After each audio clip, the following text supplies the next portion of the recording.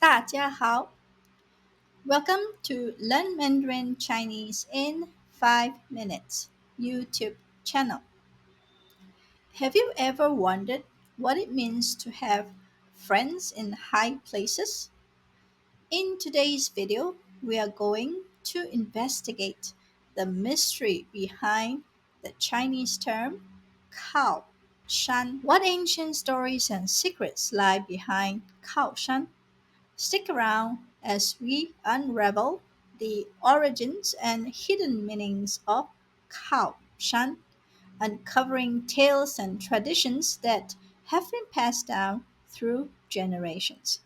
Let's get started. 现在是上班时间，你怎么在打游戏呢？你管我！老板都不敢说我，你凭什么说我呢？你还敢顶嘴？我懒得理你，我去厕所。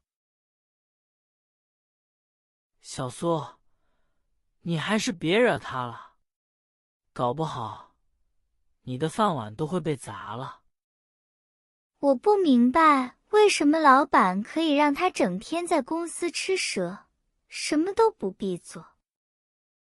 人家有靠山，有人帮他撑腰，他当然什么都不怕。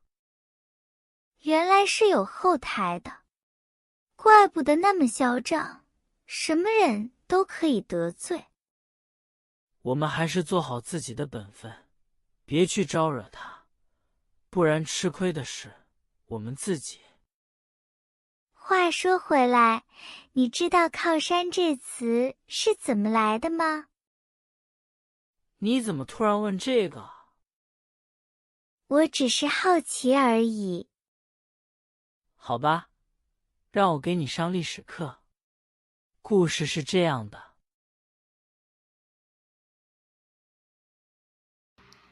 There are 5 main characters in this story. First one is Emperor Xuanzong or Tang Li Longji. Emperor Xuanzong Li Longji was the ninth emperor of the Tang dynasty. He reigned for 44 years, and many of the most important cultural and scientific advancements in China were made during his reign. The second character, An Lushan, was a Chinese military general and rebel leader during the Tang dynasty. He was the one who instigated the An Lushan rebellion, An Shi Zhi Ruan, and established the Yan regime, adopting the era name Sheng Wu. The third character, Yang Guozhong, was a Chinese politician. He served as principal chancellor of the Tang dynasty during the reign of Emperor Xuanzong. Yang rose rapidly to political power after his distant cousin, the very famous Yang Guifei, became Emperor Xuanzong's favorite concubine.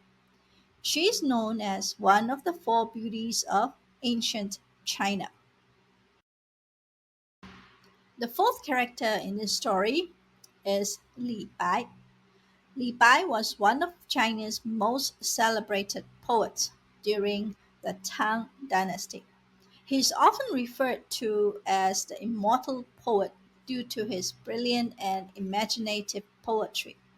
His works have left a lasting impact on Chinese literature and continue to be admired and studied today. The last character is Zhang Ji.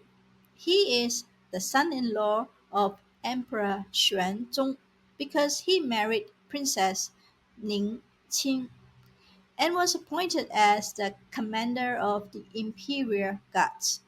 He received immense favor from the emperor and has a private residence within the palace. During Li Bai's tenure at the Hanling Academy, Zhang Ji also served as a Hanling scholar. The story behind the Chinese phrase "Kao Shan" During the reign of Emperor Xuanzong, he greatly favored An Lushan, a full military governor of three regions, and he even wanted to promote him to prime minister. When the right chancellor, Yang Guozhong, found out, he is actually the arch enemy of An, so he advised the emperor not to heavily use the ambitious An Lushan. Yang Guozhong told the emperor Xuanzong that although An Lushan has military merits, he is illiterate. If the emperor appointed him to be prime minister, he feared that foreign tribes will look down upon their country. After hearing this, Emperor Xuanzong refrained from doing so and instead going to promote An Lushan to the position of left chancellor. Zhang Ji, who resided in the palace, overheard this, and being a good friend of An, he quickly informed An about this matter. At that time, the poet Li Bai was serving at the court, and Zhang Ji discussed with him regarding his close relationship with An Lushan. So Li Bai frankly said to him, I think the Hu man, referring to An Lushan, has rebellious intentions. Li Bai warned Zhang Ji to stay far away from An Lushan because An was an ambitious person and Zhang would get himself into serious trouble.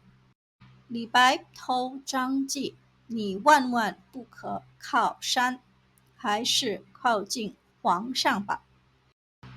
And true enough, soon after, An Lushan indeed raised an army against the Emperor Xuanzong of Tang, and the term Kao Shan has been passed down since then. So, from the story, we understand that Kao Shan does not refer to the physical mountain, but rather a person.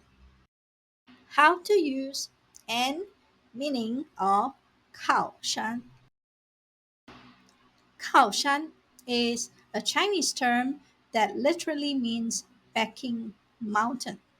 It is used metaphorically to refer to friends in high places, a strong backing, or connections in high places. Let's take a look at an example using 靠山。你不要以为你有老刘这个靠山，你就能偷懒，什么都不做。你不要以为你有老刘这个靠山，你就能偷懒，什么都不做。Don't think that just because you have Mr. Liu as your backing, you can slack off and do nothing. Synonym of 靠山 we have 后台 and 后盾. 后台 is a Chinese term that originally refers to the backstage area in a theater, where performers prepare before going on stage. Metaphorically, it has come to mean the hidden or behind the scenes support or influence that a person or an organization may have. Let us use the same example about Mr. Liu as Kao Shan, but in this case, we change Kao Shan to 后台. The sentence will be 你不要以为你有老刘做你的后台，你就能偷懒，什么都不做。Another Chinese term that is similar in meaning to 靠山 and 后台 is 后盾. However, 后盾 is used in the positive way, whereas 靠山 and 后台 tend to have negative meanings. Using 老刘 as an example again, let us see how 后盾 can be used in this case. 老刘是你最坚强的后盾，你不用担心。老刘是你最坚强的后盾，你不用担心。Mr. Liu is your rock. You don't need to worry, or you don't need to worry. You can count on Mr. Liu. Other ways to use the term 靠山. The other meaning of 靠山 actually comprises of two Chinese words, 靠 and 山. 靠 means close to or lean on or depend on, whereas 山 is mountain. 我喜欢住在靠山的地方。我喜欢住在靠山的地方。I like to live near to the mountains. So the 靠 in this sentence means near to. 他是靠山吃饭的。他是靠山吃饭的。This sentence means he relies on the mountains for his livelihood. So the meaning of 靠 here means rely on or depend on. That is all we have for you today. If you have any questions, do leave us a note in the comment section and we will get back to you ASAP. 今天的视频到此结束，谢谢你们的支持，再见。